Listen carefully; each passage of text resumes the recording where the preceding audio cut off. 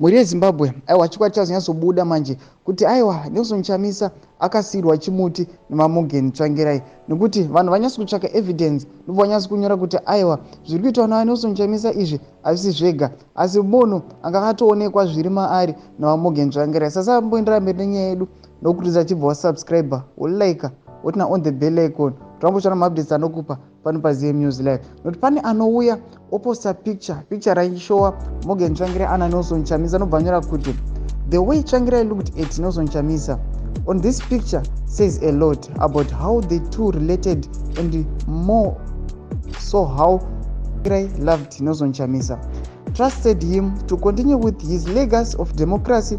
His eyes were lit up with fatherly love, joy and happiness of seeing the young man he raised grow and become a man. I've seen this picture before, but it hit me this time when I looked at it.